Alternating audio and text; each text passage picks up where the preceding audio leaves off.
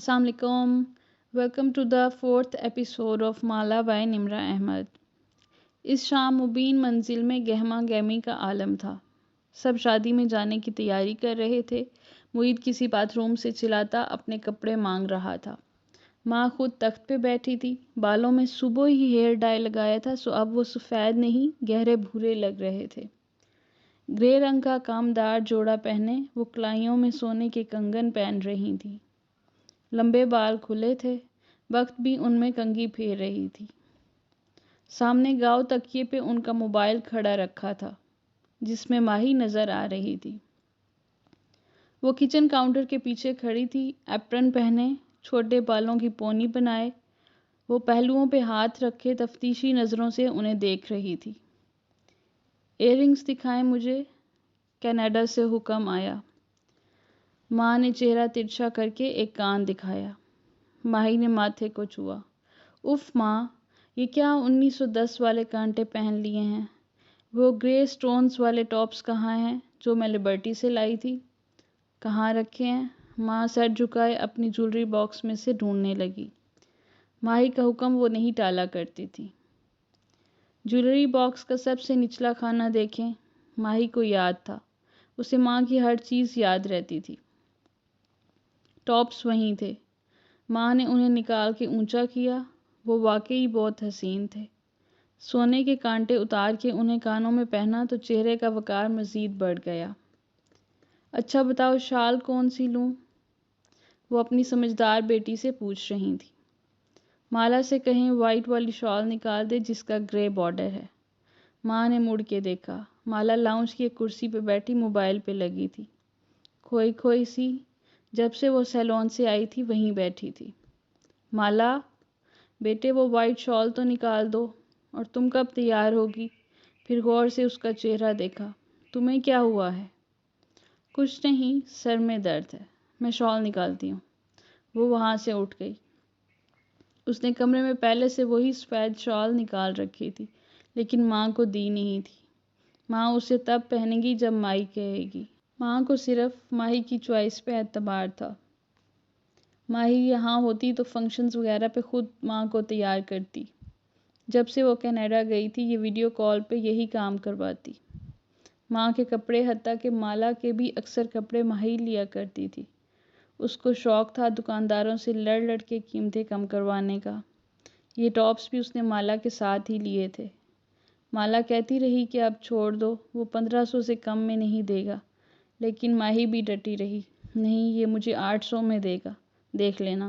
اور 15 منٹ بعد ماہی وہ ٹاپس 800 میں لے کر ہی ہٹی تھی. شال ماں کو دینے آئی تو ماہی ویڈیو کال پہ کہہ رہی تھی فنکشنز کی ساری تصویریں فوراً اس سے بھی بھیجنی ہیں.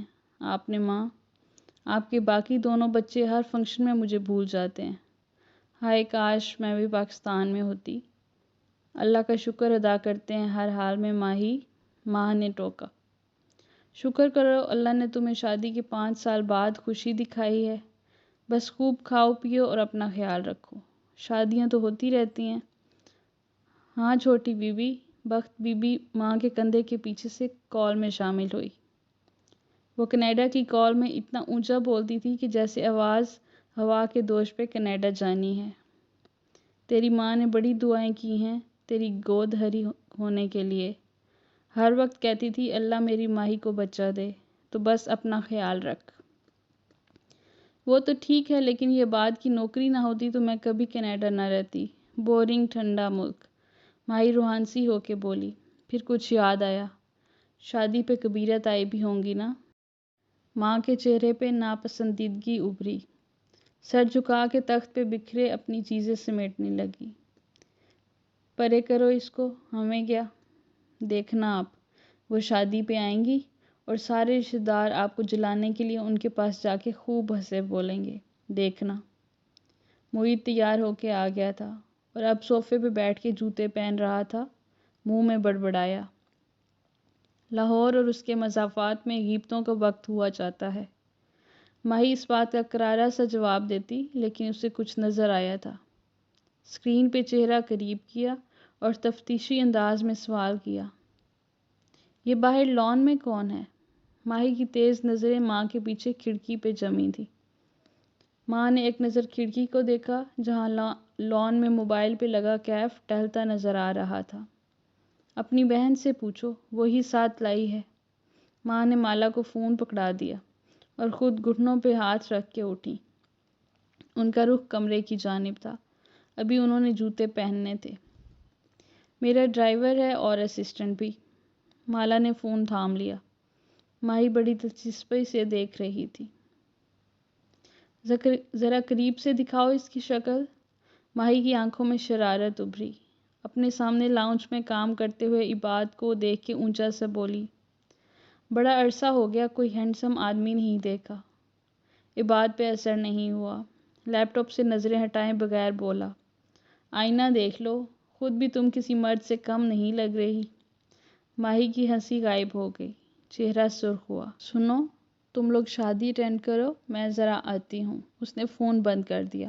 برٹش کولمبیا میں اب جنگ عظیم چھڑنے والی تھی۔ نکاح کا وینیو سفید اور سبز رنگ میں سجا تھا۔ اونچی چھت سے جگہ جگہ فانوس لٹک رہے تھے۔ اسٹیج بھی سفید پھولوں اور سبز پتیوں سے مزین تھا اور مہمانوں کی میزوں کے گرد رکھے صوفے بھی سفید تھے۔ وہ ماں کے ساتھ ایک 3 سیٹر صوفے پہ بیٹھی تھی۔ ماں چند رشتہ دار خواتین سے باتوں میں مصروف تھی۔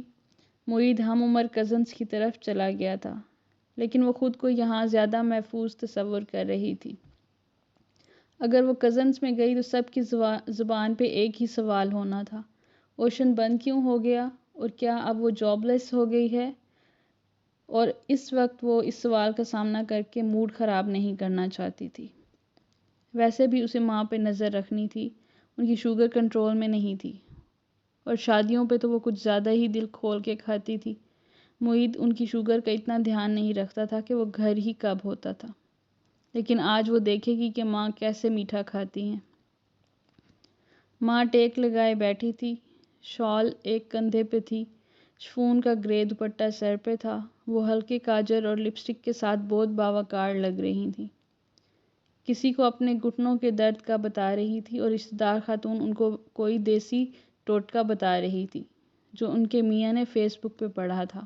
واقعی پورے جہاں جیسی خوبصورتی اس سے ماہی یا معید کو نہیں ملی تھی۔ Not fair. اللہ تعالیٰ آسمان کو شاکی نظروں سے دیکھا۔ حورے بھابی، آپ گھٹنوں کا آپریشن کروا لیں۔ میں نے خود کروایا ہے، سمجھو نئی زندگی مل گئی ہے، خاتون نے مشورہ دیا۔ ماں کا نام حورے جہاں تھا، حور کے نیچے زیر تھی، اسی لیے بہت سے رشتہ دار ان کو ابھی بھی حورے کہتے تھے۔ نہ بابا نہ، میں نے نہیں آپریشن کروانا۔ ماں نے ناک سے مکھی اڑائی۔ انسان کبھی پیچھے کو نہیں پلٹتا ہوتا، اب جیسے ہیں گھٹنے ویسے ٹھیک ہیں۔ ماں، اس نے ماں کے قریب سرگوشی کی، آپ نے مجھ سے وعدہ کیا نا کہ آپ میٹھا نہیں کھائیں گی۔ آج صبح آپ کی فاسٹنگ شوگر 140 تھی، نرمی سے تنبیہ کی۔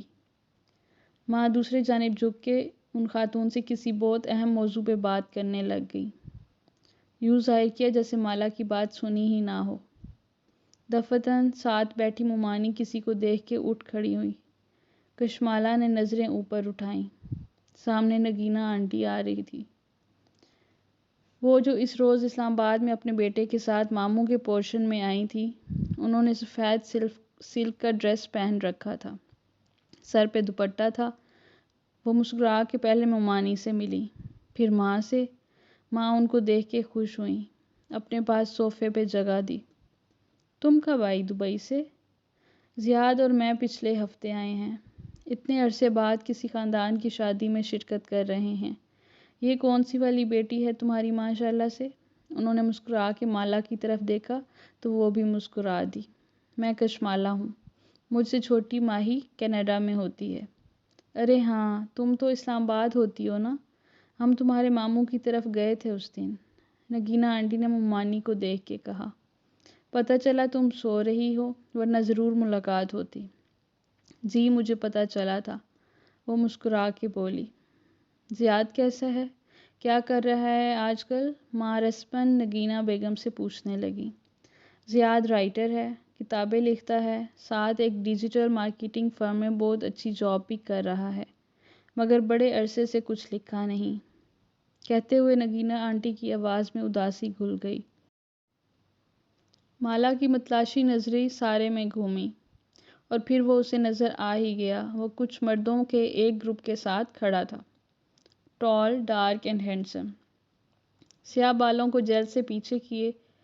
وہ دوسرے کزنز کی طرح کرتے شلوار میں ملبوس تھا۔ اس وقت وہ سنجیدگی سے کسی کی بات کا جواب دے رہا تھا، دن کی روشنی میں زیادہ جذب نظر آتا۔ اس کی منگنی کی تھی تم نے کچھ عرصہ پہلے؟ کوئی مسئلہ ہوا تھا پھر؟ ماں کو یاد آیا۔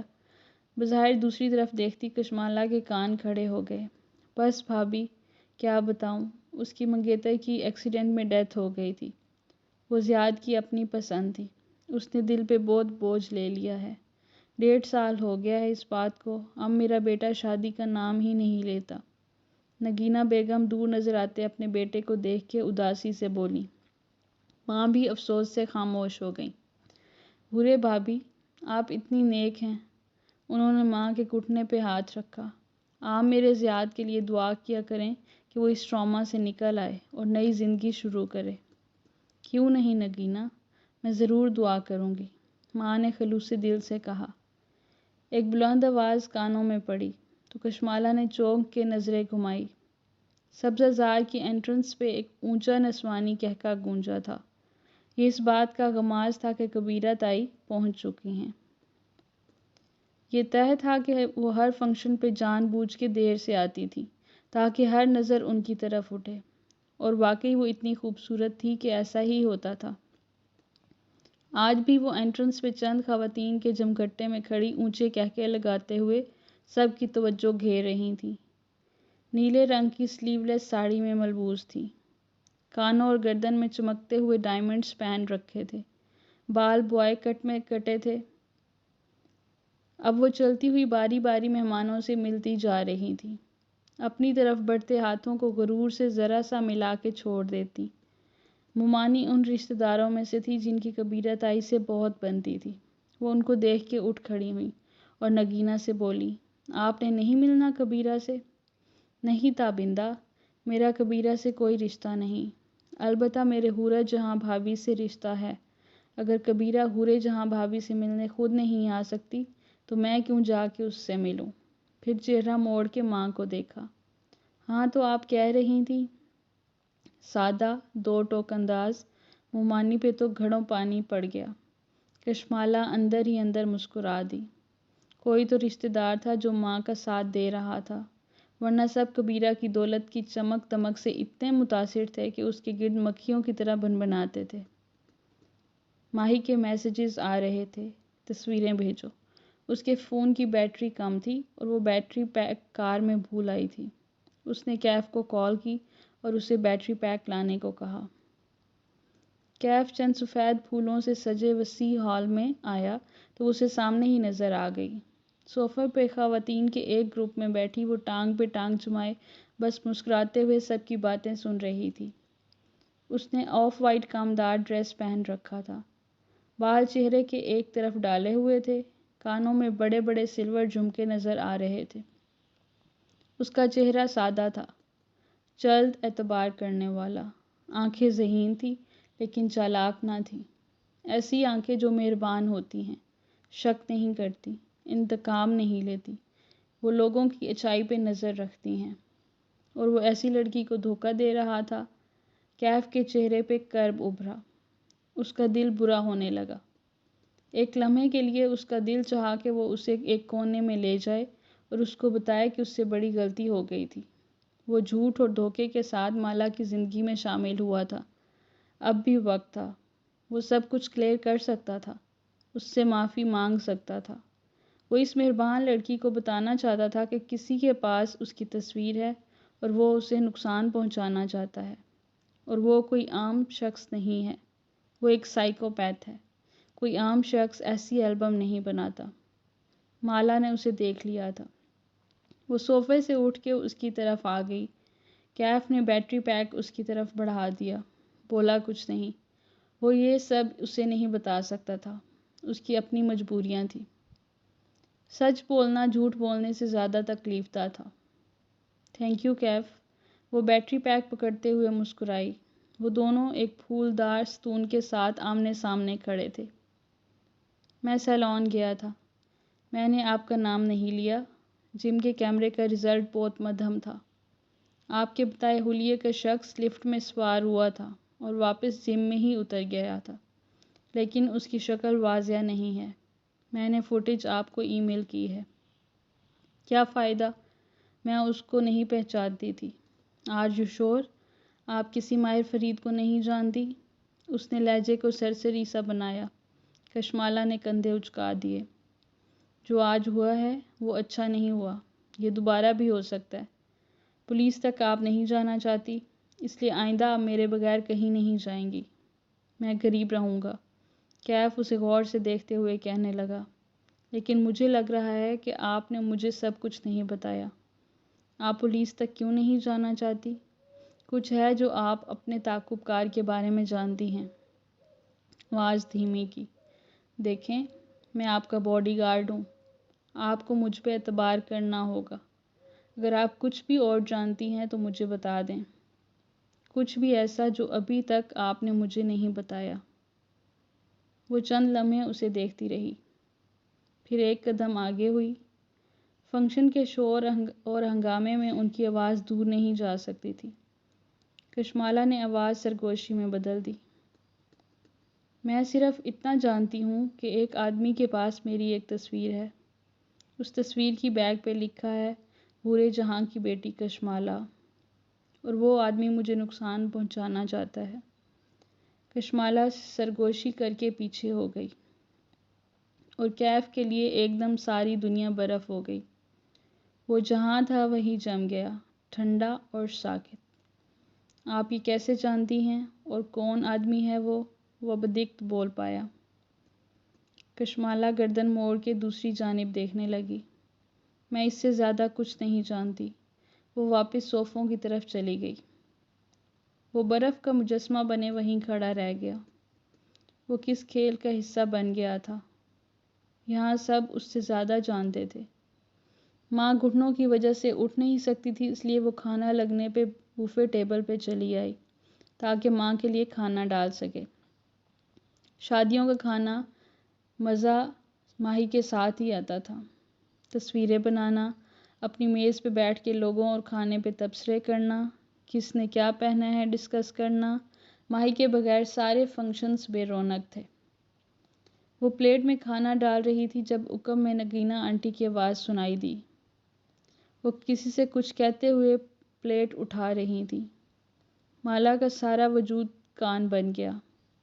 بظاہر وہ سر جھکائے کھانا نکالتی رہی، پھر پلٹی تو دیکھا نگینہ آنٹی کے ساتھ ان کا بیٹا تھا جسے وہ کوئی ہدایت دے رہی تھی۔ انہوں نے بھی اس وقت اسے دیکھا۔ اسے دیکھ کے مسکرا دیں، پھر جیسے خیال آیا، کشمالہ تم زیاد سے ملی ہو؟ اس نے زیاد کو دیکھا اور زیاد نے اس کو۔ یہ وہی تھا، بھورے کرتے والا، ٹال، ڈارک اینڈ ہینڈسم۔ چہرے پہ سادگی اور مسکراہٹ تھی۔ ایک تو کچھ مردوں کو اتنا اچھا لگنے کی اجازت نہیں ہونی چاہیے۔ بظاہر رسمی انداز میں مسکرائی۔ کیسے ہیں آپ؟ خوشی ہوئی آپ سے مل کے۔ مجھے بھی۔ پھر ماں کو دیکھا۔ ہم انہی کے گھر گئے تھے نا؟ جیسے یاد کروایا۔ وہ آہستہ بولتا تھا، نرمی اور شائستگی سے۔ وہ ان کے ماموں کا گھر تھا، لیکن کشمالہ وہیں رہتی ہے۔ زیاد نے ہوں کہہ کے سر ہلا دیا۔ گفتگو دم توڑ گئی۔ وہاں کھڑے رہنا اوکورڈ لگتا تھا۔ وہ ان سے معذرت کر کے ماں کی پلیٹ لیے میز پہ واپس آ گئی۔ کھانا کھل چکا تھا اور سب اس وقت کھانے میں مگن تھے۔ اس نے ماں کے سامنے پلیٹ رکھی۔ انہوں نے ایک اچٹتی نگاہ پلیٹ میں موجود لوازمات پہ ڈالی، جیسے دلچسپی نہ ہو، پھر چہرہ ادھر ادھر گھمایا۔ کیف ابھی تک وہیں کھڑا تھا۔ ماں نے دور سے اسے اشارہ کیا، لڑکے ادھر آؤ۔ کیف فوراً اس طرف آیا۔ پہلے بتاؤ تم کون ہو؟ میں نے تمہیں کہیں دیکھا ہے۔ ماں نے سر سے پیر تک اسے گھورا۔ کیف نے بے اختیار مالا کو دیکھا، پھر ماں کو۔ میں کشمالہ بی بی کا ڈرائیور ہوں۔ کیف جمال، جو بھی ہو۔ وہ پیچھے دیکھو ٹیبل پہ سفید رنگ کی کیا چیز رکھی ہے؟ وہ سفید رنگ کی چیز ڈیزرٹ ہے ماں، وہ آپ نہیں کھا سکتی، وہ دھیمی مگر سخت آواز میں بولی۔ ماں نے اسے گھور کے دیکھا۔ میری ماں نہ بنو۔ پھر انہیں خشمگین نظروں سے کیف کو دیکھا۔ جاؤ لے کے آؤ۔ اس نے فوراً کشمالہ کو دیکھا جس نے نفی میں گردن ہلائی۔ کیف نے ماں کو دیکھا۔ وہ اب کی سختی سے بولی، آواز نہیں آئی؟ لے کے آؤ۔ جی اوکے۔ وہ فوراً سے پلٹ گیا۔ کشمالہ نے افسوس سے نفی میں سر ہلایا۔ ماں آپ کی شوگر ہے یار، نہ کریں ایسے۔ ماں نے تو یوں ظاہر کیا جیسے سنا ہی نہیں ہے۔ کیف نے ڈش سامنے لا کے سرو کی تو انہوں نے جی بھر کے ڈیزرٹ ڈالا۔ اچھا تھوڑا کم کر دیں۔ اس نے ہاتھ ان کے پیالے کی طرف بڑھایا تو ماں نے اس کے ہاتھ پہ چمچ مارا۔ میں نے کہا نا میری ماں نہ بنو، جاؤ یہاں سے۔ وہ خفگی سے اٹھ گئی، پھر کیف کی طرف آئی، غصے سے اسے دیکھا۔ تمہیں کس نے کہا تھا ڈیزرٹ لے آؤ؟ میں کیا کرتا؟ آنٹی غصہ کر رہی تھی۔ غصہ ہی کر سکتی ہیں وہ، اٹھ کے تو نہیں جا سکتی نا۔ ان کی فاسٹنگ 140 تھی صبح۔ حد ہے یار۔ وہ جھنجھلائی ہوئی لگ رہی تھی۔ باس، وہ ہلکا سا کھنکھارا۔ آنٹی نے مجھ سے پوچھا کہ میں کون ہوں۔ وہ کل سے مجھ سے 3 دفعہ یہی سوال پوچھ چکی ہیں۔ ماں کی عادت ہے مذاق کرنے کی۔ اب ان کو کچھ میٹھا نہیں دینا، اوکے؟ وہ تنبیہ کر کے آگے بڑھ گئی۔ وہ بس اسے جاتے دیکھتا رہا۔ اس کا موڈ ماں کی اس حرکت پہ خراب ہو گیا تھا۔ وہ ایسے ہی بد دلی سے سینے پہ بازو لپیٹے بفے ٹیبل کے ساتھ کھڑی تھی۔ اکثریت کھانا ڈال چکی تھی اس لیے یہاں رش کم تھا۔ تبھی قریب میں کوئی کھنکارا، آپ کھانا نہیں کھا رہی؟ وہ چونکی، پھر سنبھلی، چہرے کے زاویے درست کیے۔ وہ زیاد تھا، ہاتھ میں پلیٹ لیے اس کے قریب آ رہا تھا۔ تشویش سے اس نے اسے دیکھا، پھر گردن موڑ کے اس میز کو جہاں ماں بیٹھی مزے سے ڈیزرٹ کھا رہی تھی۔ زیاد ہلکا سا ہنس دیا۔ اچھا، آپ کی بھی اپنی امی سے یہی لڑائی چلتی رہتی ہے؟ کشمالہ نے افسوس سے ماں کی طرف دیکھا۔ میں ان کے گھٹنے کی سرجری کروانا چاہتی ہوں۔ شوگر کنٹرول نہیں ہوگی تو سرجری کیسے ہوگی؟ اس کا ایک حل ہے، وہ سنجیدگی سے بولا، پھر اپنی پلیٹ اس کی طرف بڑھائی۔ 2 منٹ یہ پکڑیں۔ کشمالہ نے ناسمجھی کے انداز میں پلیٹ پکڑی۔ زیاد گھوم کے بفے ٹیبل کی دوسری طرف گیا، ایک پیالہ چمچ اٹھایا اور واپس آیا۔ اب وہ ڈش سے ڈیزرٹ پیالے میں نکال رہا تھا۔ وہ مسکرا دی۔ اس کا حل یہ ہے کہ آپ پریشان نہ ہوں اور کچھ کھا لیں۔ وہ پیالہ لے کر مسکراتا ہوا اس کے سامنے آیا، اسے پیالہ تھمایا اور اپنی پلیٹ واپس لی۔ تھینک یو، مگر میں میٹھا نہیں کھاتی۔ اس نے پیالہ رکھا نہیں، پکڑے کھڑی رہی، لیکن اسے ڈیزرٹ نہیں پسند تھا، سو یہ طے تھا کہ وہ نہیں کھائے گی۔ اچھا، وہ حیران ہوا، اپنی پلیٹ سے چاولوں کا چمچ بھرا۔ اس دن تو آپ ٹیریس پہ براؤنیز کھا رہی تھی۔ اچھا، مجھے یاد نہیں۔ کندھے بے نیازی سے اچکا دیے، پھر بات بدلنے کو بولی، آپ کیا لکھ رہے ہیں آج کل؟ زیاد نے گہری سانس لے کر سر جھکا دیا۔ وہ چمچ سے چاول ادھر ادھر مکس کرنے لگا۔ میں آج کل رائٹرز بلاک کا شکار ہوں۔ پاکستان آیا تھا کہ یہاں بیٹھ کے شاید کچھ لکھ سکوں، لیکن نہیں لکھ پا رہا۔ کیا لکھنا چاہ رہے ہیں آپ؟ زیاد نے آنکھیں اٹھا کے اسے دیکھا۔ وہی جو سب شوق سے پڑھتے ہیں، ایک عظیم لو سٹوری۔ اس نے دیکھا، زیاد سلطان کی آنکھیں اداس تھیں، ایسی آنکھیں جن کی محبت کی ہیپی اینڈنگ پہ بھروسہ نہیں ہوتا۔ اسے نگینہ آنٹی کی باتیں یاد آئی۔ آپ کی سپر پاور کیا ہے؟ میری سپر پاور؟ وہ حیران ہوا۔ ہاں نا، ہر شخص کی ایک سپر پاور ہوتی ہے۔ آپ کس چیز میں اچھے ہیں؟ اگر آپ لو سٹوری لکھنے کے بجائے وہ لکھیں جس میں آپ اچھے ہیں تو آپ کا یہ بلاک ختم ہو جائے گا۔